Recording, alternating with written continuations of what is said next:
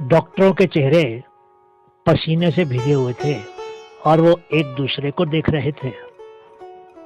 वो उस समय सरकारी अस्पताल के इमरजेंसी कक्ष में थे। वो चाह कर भी अर्जुन को नहीं बचा पाए थे। अर्जुन के चेहरे को एक सफेद चादर से ढकते हुए एक डॉक्टर ने क्षमा मांगी। अर्जुन को पिछली शाम को ही उसके दोस्त गांव से शहर के इस अस्पताल में लाए थे। जब अर्जुन को अस्पताल लाया गया था, उसकी हालत बहुत खराब थी। उसको उसके परिवार के लोगों ने ही बहुत बेशर्मी से पीटा था, क्योंकि अर्जुन एक नीची जाति की लड़की से प्यार करता था। वो नीची जाति की लड़की उसके अपने गांव से ही थी। परिवार के लोगों ने अपने झूठे सम्मान की खातिर अर्जुन को इतनी बुरी तरह से पीटा था कि वो मौत के मुंह तक पहुंच गया था। अर्जुन तो दुनिया से चला गया था, लेकिन उसकी प्रेमिका गौरी अब भी जिंदा थी। लेकिन उससे अपने प्रेम की मौत का दुख सहन नहीं हुआ था और वो पागल सी ही हो गई थी। गौरी तो अपने होश खोकर इधर उधर घूमने लगी थी। उसके परिवार ने भी उसकी कोई मदद नहीं की। कोई भी अब उसकी तरफ ध्यान नहीं देता था। ना तो कुछ खाती थी और ना ही अपना ख्याल रखती थी। वो अब गंदे कपड़ों में गांव भर में घूमती रहती थी और अपने अर्जुन को खोजती रहती थी। स्कूल से उसका नाम काट दिया गया था। सरकारी जनगणना के समय में शहर से केशव शर्मा नाम का एक जवान टीचर एक हफ्ते के लिए गांव भेजा गया। उसको स्कूल के भवन में ही ठहराया गया था।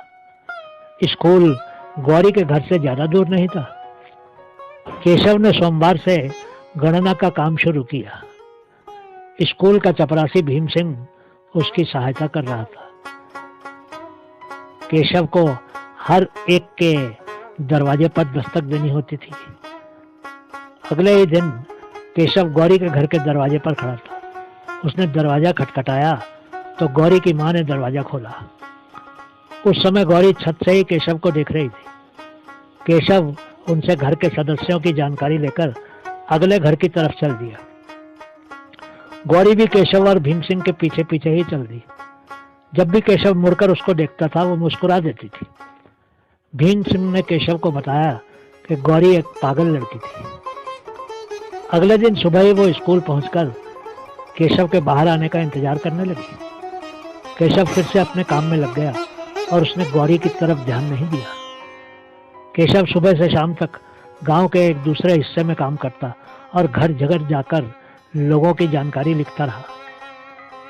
तीसरे दिन जब गौरी केशव का पीछा करने लगी तो वो साफ सुथरे कपड़ों में थी और उसने अपने बाल भी अच्छे से बना रखे थे। वापस आते समय केशव ने भीम सिंह से पूछा कि गौरी पागल क्यों हो गई थी।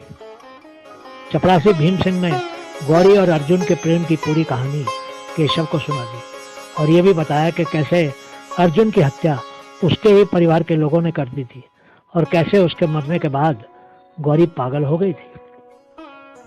केशव का मन भर आया और उसके मन में उस लड़की के प्रति सहानुभूति ने जन्म ले लिया। अगले दिन से ही केशव का व्यवहार बदल गया। उसने उस दिन गौरी को उनका पीछा करने के कारण गुस्सा भी नहीं किया। वो नहीं जानता था कि उसके कारण ही गौरी एक बार फिर से ठीक होने लगी थी। पांचवें दिन गौरी दौड़ कर आई और उसने केशव को पीछे से अपनी बाहों में भर लिया। केशव तो सन्न नहीं रह गया था। उसने जल्दी से खुद को मुक्त करवाया और गौरी को पीछे धकेल दिया। उस लड़की ने तो केशव को भयभीत ही कर दिया था। उसके मन में जो सहानुभूति उत्पन्न हुई थी वो अचानक ही खत्म हो गई। उसने गौरी को गुस्सा किया ही साथ ही उस पर हाथ भी उठाने को तैयार हो गया था, लेकिन गौरी उसकी तरफ बहुत ही प्रेम से देख रही थी। केशव ने पहली बार देखा कि वो वास्तव में ही बहुत सुंदर थी। उस दिन उसने हरे सूट में वो बहुत खूबसूरत दिख रही थी। केशव उसके चेहरे से अपनी नजरें हटा ही नहीं सका। उसको तो वो किसी भी तरह से पागल नहीं लगी। केशव को तब भी गौरी का स्पर्श महसूस हो रहा था। तभी अचानक भीम सिंह आ गया। गौरी आंखों में आंसू लिए वहां से भाग गई। उस शाम को ही चपरासी भीम सिंह ने केशव को कहा कि केशव बहुत कुछ अर्जुन की तरह ही दिखता था। अब सब कुछ साफ हो गया था कि वो लड़की केशव का पीछा क्यों करती थी। वो उसको अर्जुन ही मानती थी शायद। केशव घबरा गया। वो किसी झंझट में नहीं फंसना चाहता था। शनिवार को जनगणना का काम पूरा हो गया। उसने भीम सिंह से कहा कि वो उसको शहर के बस अड्डे तक पहुंचा दे। तभी रास्ते में अचानक ही गौरी आ गई और उसने केशव का हाथ थाम लिया।